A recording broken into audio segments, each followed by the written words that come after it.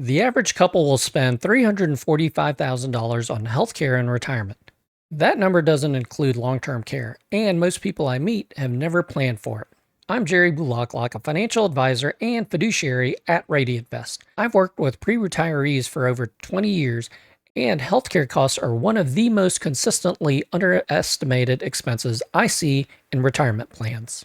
By the end of this video, you'll know the real cost breakdown, what Medicare does and doesn't cover, why your income in retirement could actually increase your Medicare premiums, and 3 strategies that pre-retirees are using to close the gap before it becomes a problem. Here's the assumption I hear most. Medicare will take care of it. About 37% of Americans plan to rely entirely on Medicare to cover their healthcare costs in retirement. The problem is, Fidelity's own estimate, which already assumes you're enrolled in Medicare, still projects $172,500 in out-of-pocket costs per person. Medicare is the foundation. It's not a ceiling. What Medicare doesn't cover is where the real planning happens. Quick note, before we go further, this video is for educational purposes only. It's not personalized financial advice. For guidance specific to your situation, please work with a qualified financial professional. Here's what surprises most people. It's not just the total number, it's how that number breaks down. When you see it by category, you start to understand exactly where the exposure is and which parts you can actually control. According to Fidelity's 2025 retiree healthcare cost estimate, a 65-year-old individual can expect to spend $172,500 on healthcare in retirement. For a couple, that's $345,000. And again, this assumes Medicare coverage. It doesn't include long-term care. So where does that $172,500 go? About 44% of the estimate comes from Medicare premiums, Part B and Part D. You're paying those monthly for the rest of your retirement. Another 47% comes from out-of-pocket costs, copays, deductibles, and cost sharing for services Medicare only partially covers. The remaining 9% is prescription-related costs beyond what Part D picks up. And then there are the things Medicare doesn't cover at all: routine dental, vision, hearing aids, and most long-term care. Those are completely separate from this estimate. What I want you to see here is that nearly half of this number is made up of predictable structural costs, premiums you'll pay every month regardless of how healthy you are. Here's something that catches a lot of people off guard. According to the U.S. Census Bureau data, the average American retires at 63, but Medicare doesn't start until 65. That's a 2-year window where you're without employer coverage and without Medicare, and you're picking up the full cost of private insurance on your own. In an earlier video, the real cost of healthcare before Medicare, ages 60 to 65, I walked through what that bridge period actually costs. For a healthy couple in their early 60s, marketplace premiums alone can run $1,500 to $2,500 per month, depending on your state and income. If you're planning to retire before 65, this period may be one of the most expensive 2 years of your financial life. And it's one of the first things I build into a pre-retirement cash flow plan.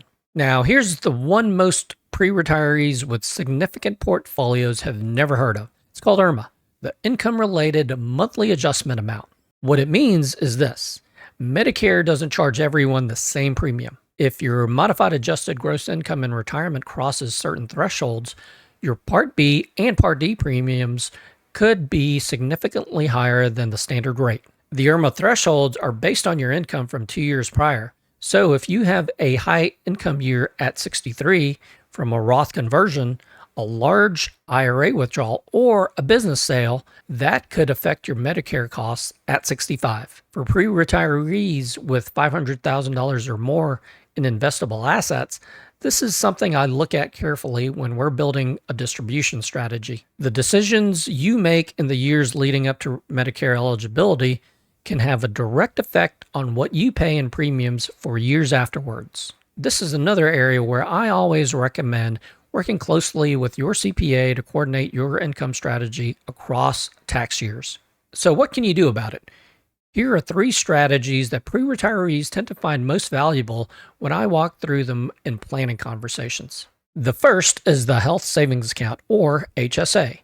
If you're enrolled in a high deductible health plan and you haven't opened an HSA, this may be one of the most underutilized tools available to you right now. An HSA offers what's often called a triple tax advantage. The contributions go in pre-tax, the money grows tax-deferred, and withdrawals for qualified medical expenses come out tax-free. After age 65, it can also be used for any purpose, similar to a traditional IRA. And yet, Fidelity's research found that only 15% of people ages 55 to 64 have an HSA, and more than half of those who do don't know it can function as a retirement savings vehicle.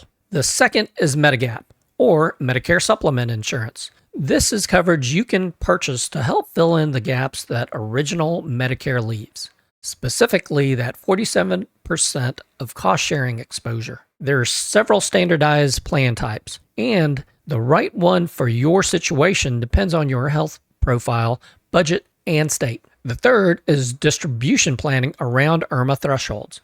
As I mentioned, your income in retirement affects what you pay for Medicare. If you can structure your withdrawals across Roth accounts, traditional accounts, and taxable accounts in a way that manages your modified adjusted gross income, you may be able to reduce your Medicare premiums meaningfully over time. Again, this is coordination work between your financial advisor and your CPA. It's not one size fits all, but it's a lever that families with larger portfolios are often able to use.